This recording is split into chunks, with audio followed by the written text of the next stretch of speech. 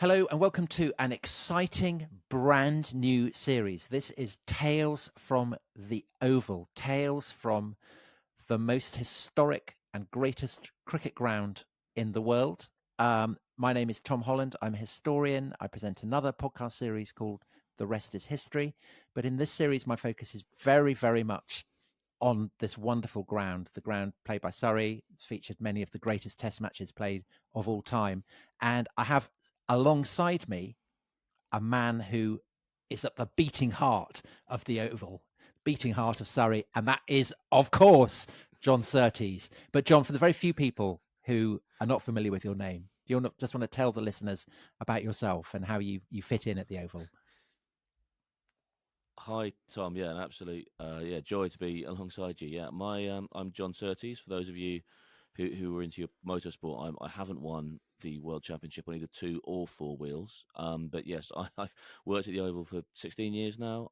I go under the job title of Head of Community Public Affairs and Projects. I've also written a couple of books about the Oval. I've edited a book called Wisdom at the Oval, talking about the history of the Oval as told through the pages of the Wisdom Almanac, and another book about Surrey on this day. And yeah, I'm fascinated to speak with you and learn much more about the history of what potentially I think could be argued is the most historic sports ground in the world, not even the most historic cricket ground in the world, Oh, the most historic sports ground in the world. that is punchy talk, isn't it? Because you actually say that in your introduction to Wisdom at the Oval. And do you want to just justify that? Because maybe we have people listening. I mean, it's possible, I suppose, unlikely but possible, who know nothing about cricket and maybe you've never even heard of the Oval. So how would you Yeah, justify the fact that it's the most historic cricket ground in the world? And just to say, I completely agree with you, but well, firstly, you agree with me, and you're one of the world's most popular well, historians. that So must I'm going to prove use it. that as a that must prove it absolutely. So that's the first one.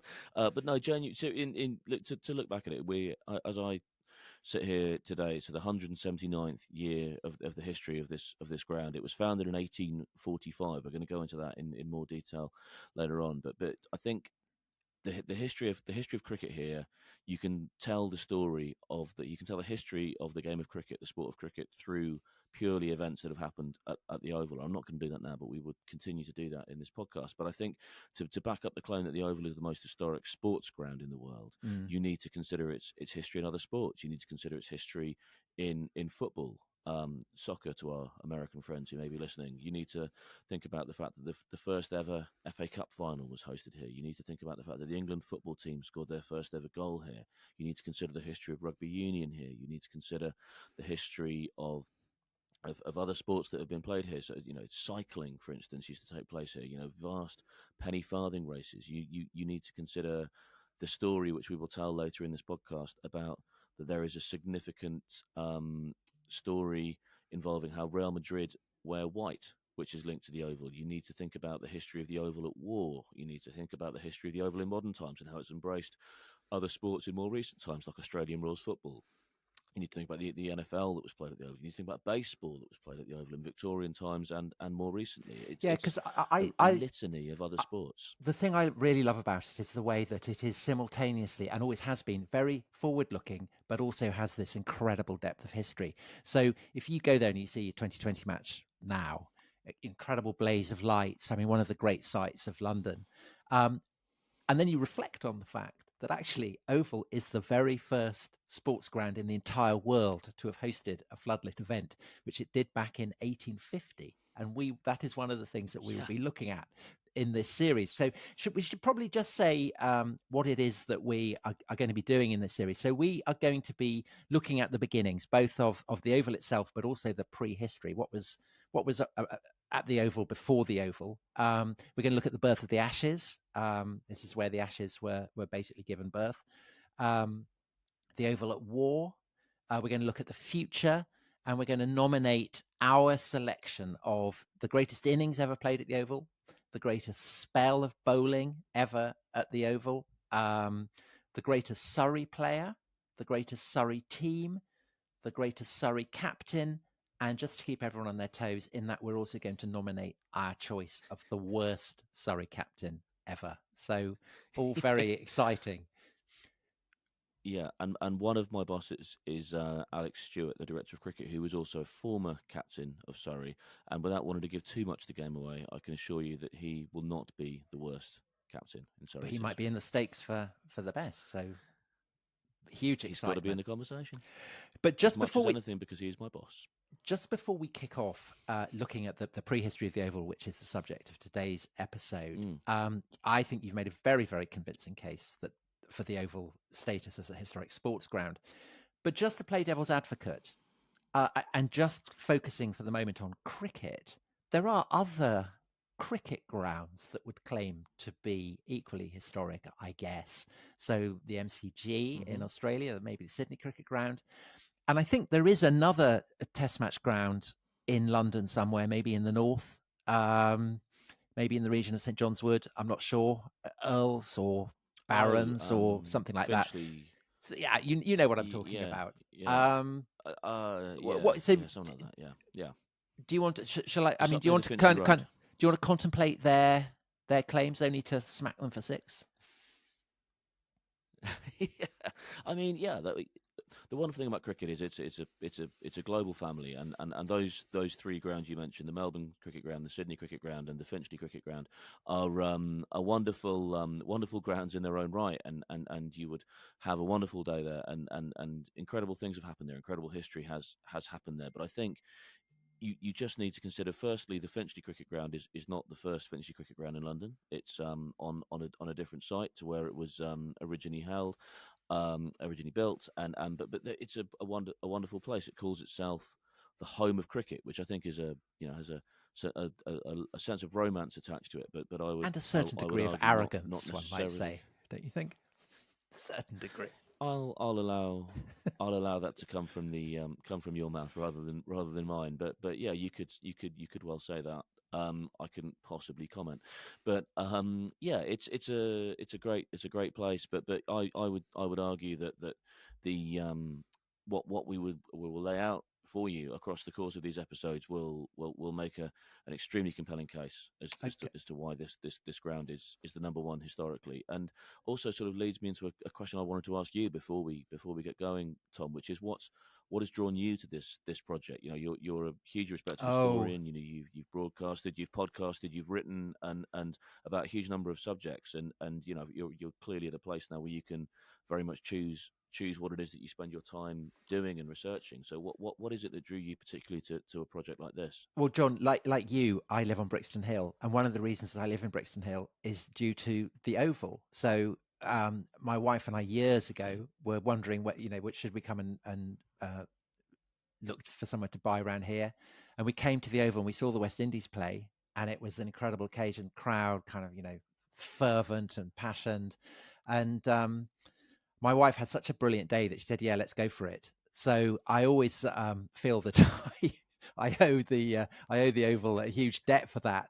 But also, it's a place that I've come, It was the Oval that did every it. year for for decades. So it's memories of stuff I've seen at the Oval is kind of woven into the memories of my life, and it's a place I haven't just been a spectator, but I've used the nets. So I play, um, quite a lot, and it's the place I go for to tone my elite sporting body, ready for the rigors of another season. So I really love it, and I do genuinely. We've been kind of joking about the rival claims of Lords and the Oval, but I do think the Oval actually has, and I mean, it really does have a claim to be not just a historic sports ground, but one of the kind of the most fascinating places in the whole of London.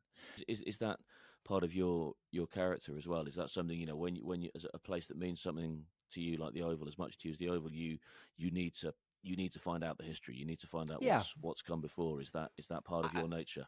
I think that I mean, when you look at anywhere and you delve into the history, I always find it makes the place more interesting. And I knew that this would be the case with the Oval, and so that's what we're going to do now. We're going to look at the deep history. So what was here before the Oval was built? You said that it was founded in 1845, but what about where does the name Kennington come from? So it's the Kia Oval, but it's also the Kennington Oval, and actually Kennington. it's a word that takes us back to before the Norman conquest. So it's Old English, the language that was spoken by the Anglo-Saxons, and it means it's Kyning ton. So ton is an estate, Kyning is a king. So it's the king's estate, and it's a reflection of the fact that although now the Oval stands in London, back in the age before the Norman conquest, and for a good many centuries afterwards, London was the city that had been founded by the Romans, bounded by the Roman walls, the City of London, as it's still called to this day. And so that's why you could have agricultural estates at a place like Kennington.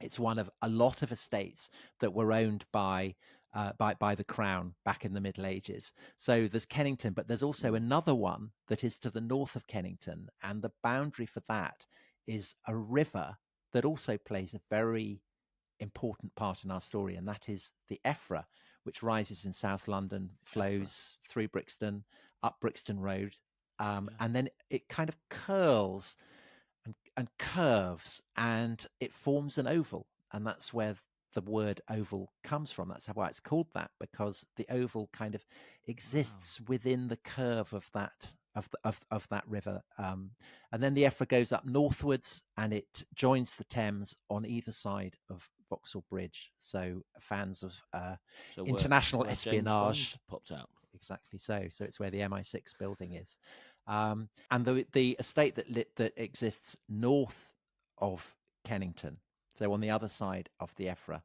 is a place that today is called Vauxhall, and it gets this name because it was given by King John, one of probably actually the worst king who's ever sat on the English throne.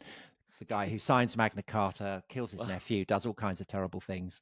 And he gives this estate to one of his heavies, a guy who's in charge of his bodyguards, a man called Sir Foakes de Breaute. And this guy calls his home Foakes Hall.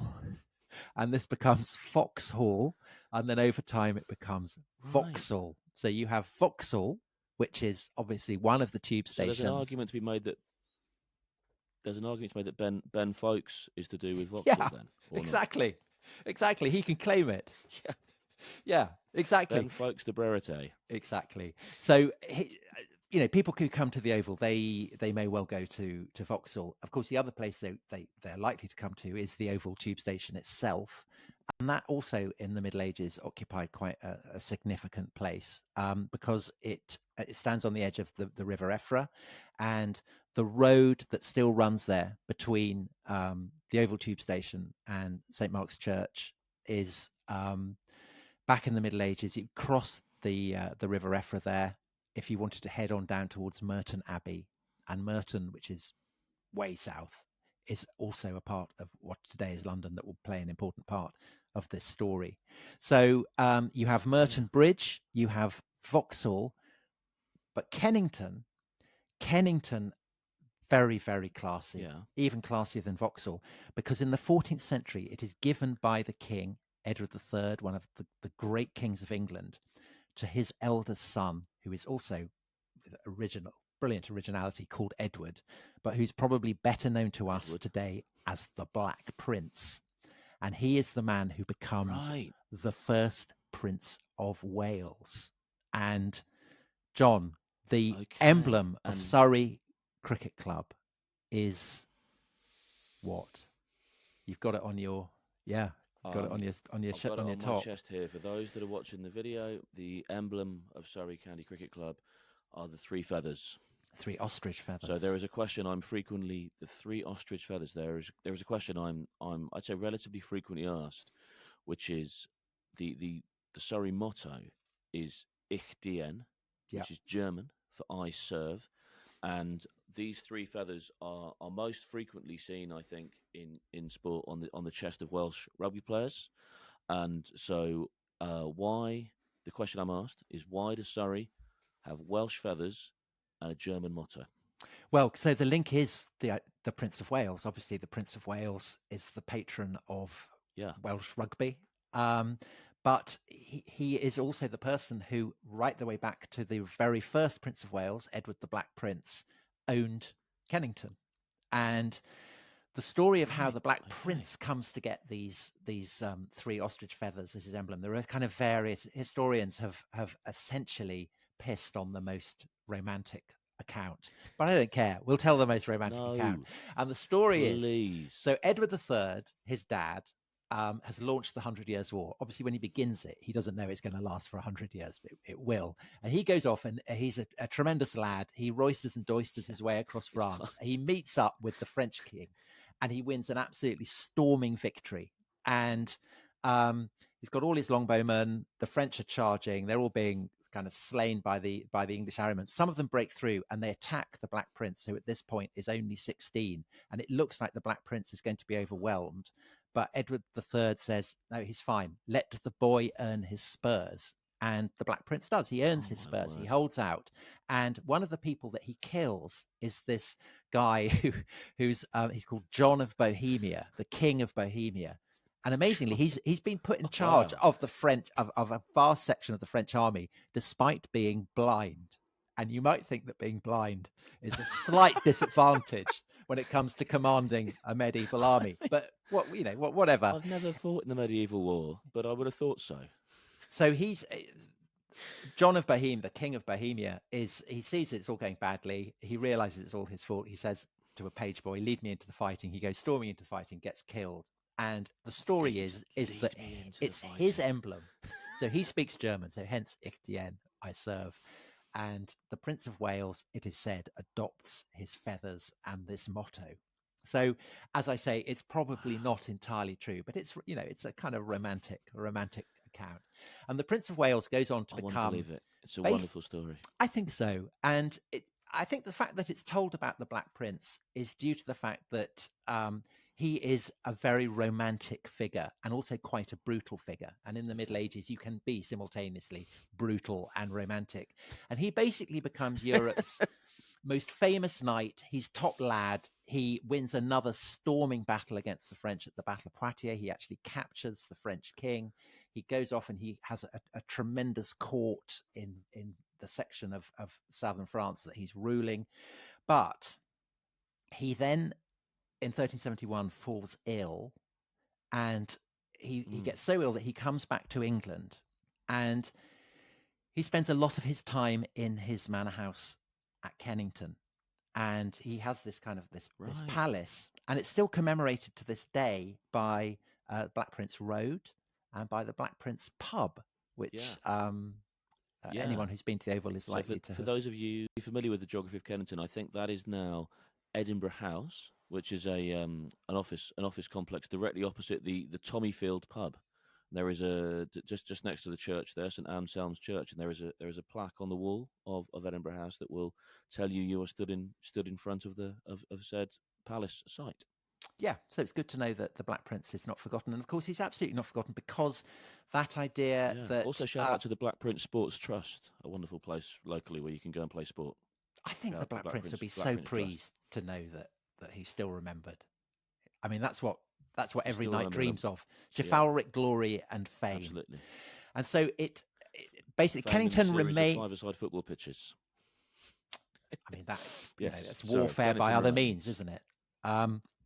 So Kennington remains a royal residence after the death of the Black Prince through the 15th century, into the 16th century. But then I'm afraid to say Henry VIII orders it to be knocked down, and the stone and the brick. Always the case. I know, he just goes around knocking everything down because he wants to build Whitehall Palace. So so that's very sad. So that's the end of Kennington Manor. But this doesn't. The lands are still owned by the Prince of Wales, and actually in the early 17th century, the future Charles I, who of course will end up losing his head, he lives in Kennington, and it remains part of the lands that every Prince of Wales inherits. So that royal connection is something that's a very important part of the Oval's history. I think it's something that other cricket grounds, even the very posh cathedral, self-appointed cathedral of cricket, couldn't claim that. So that is absolutely an important part of it.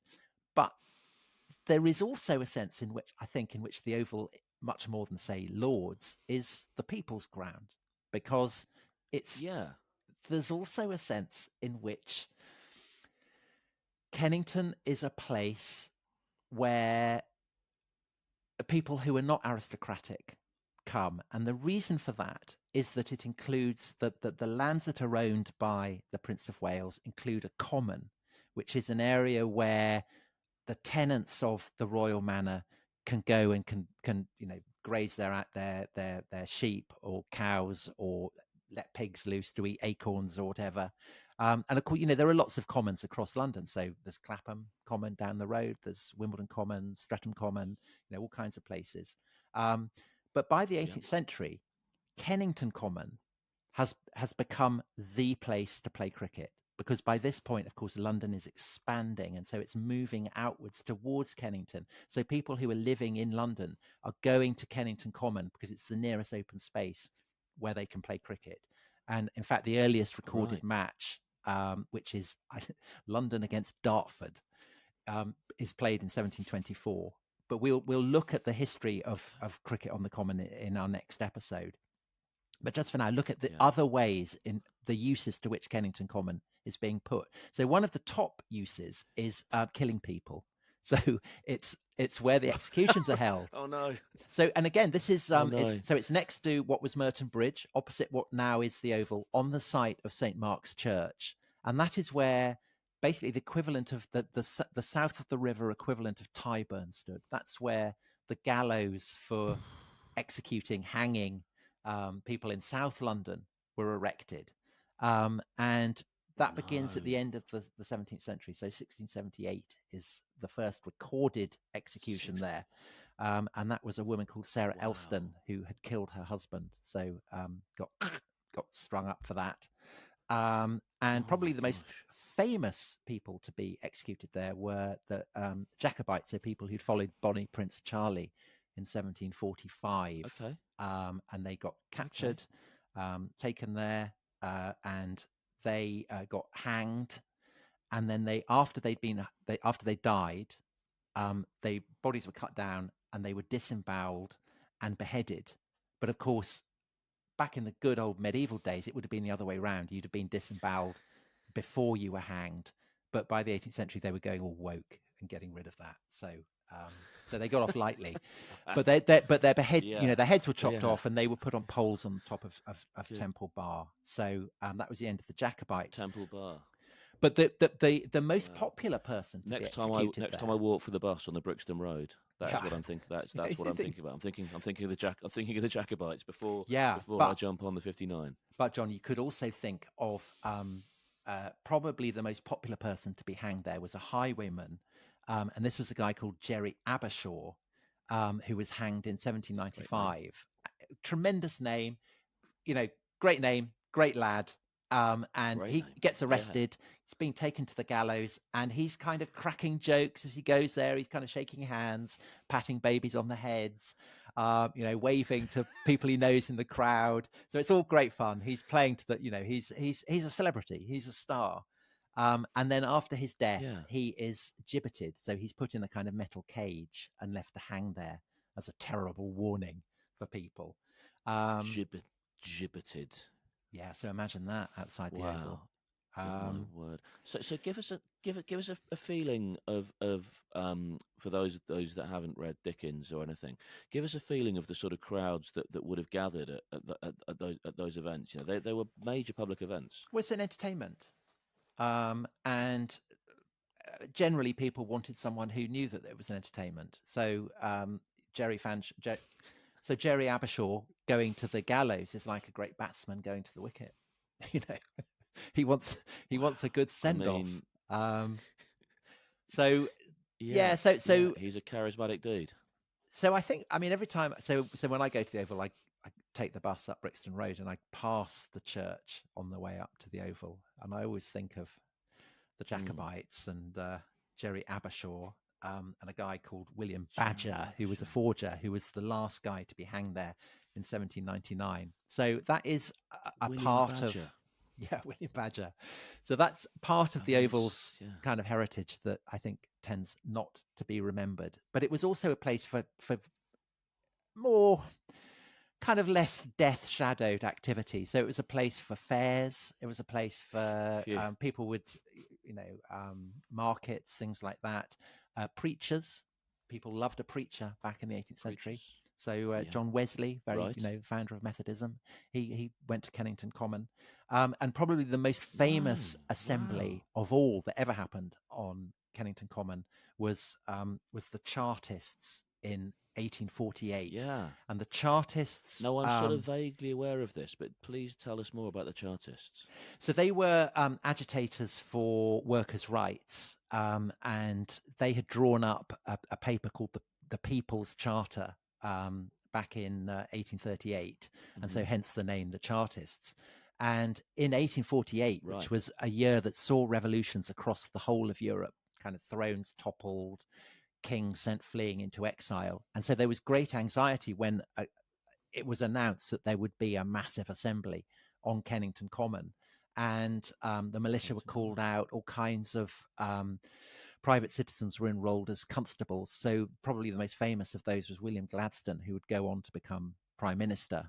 And anyone who's read the Wow. Flashman novels, Flashman also was a constable on that. But the whole thing is literally a damp squib because it pours down with rain, and so again that's very Kennington Oval. I mean, Because there are times where I'd the like, rain I'd like to think intervenes. it's not. I'd like to think it's not the first thing we're associated with, but it's nice to Yeah, know but it that even happens a occasionally, disappointing doesn't it? rainy day at the Oval Yeah. has significant historical precedent. Yeah, well, so I went to the Ashes last year, and I think the first day got rained off. So it does happen occasionally. It does sadly happen, but not all the time. Not all the time. Oh, of course, of course. But on this occasion, it does. So that there is no British Revolution. Although if there had been, I think this is the moment where it would have kicked off. But instead, it pours down with rain. It's all very bedraggled. They go to to Parliament and present this petition, this letter that's been signed by supposedly 5 million people. But when they look at the signatures, they find that Queen Victoria has signed it multiple times, that Mr. Punch has signed it, that all kinds of clearly bogus people Oh have been no. scribbling away. And so the moment of revolution passes. But I think that, just as you have this inheritance that goes back to the Black Prince of kind of the royal tradition, you also have this sense of Kennington as a place of popular assembly. And this is something that is felt Yeah. to be important, even as throughout the 19th century, London is encroaching more and more on the common. And by 1854, there is so little of the common left that they have to kind of parcel a bit out to become a park. So that's Kennington Park that is still there to this day. But the question is, what Yeah. does this Wonderful mean for place. cricket? If the Yeah. whole of Kennington Common goes, where are people going to play cricket? And the answer to that question, John, will be the subject of our next episode when we look at the history of cricket on Kennington Common and how cricket ground was preserved against the spreading growth of the great city. Well, I can't wait to find out. This has been absolutely fascinating for me to be able to now walk the streets of Kennington as I do to get a sandwich on occasion from a lovely place in the Madeiran community that has sprung up around here now. But to be able to think about what has gone before. I mean that's incredible history and I think a real, for me, a fascinating link between an amazing and an authentic connection to the royal family, but also a real understanding of why Kennington historically is a the people's area, and Kennington Common. It's an amazing sort of the best of almost the best of both worlds. A tale of two cities. Yeah, so you get bloodthirsty princes and you get people being hanged. And who wouldn't want a combination like that? So What a combination that is. yeah. So thanks very much for listening. Yeah. We will be back with the birth of the Oval, the birth of Surrey Cricket Club, and looking at its beginning. So we'll see you then, I hope. Bye bye.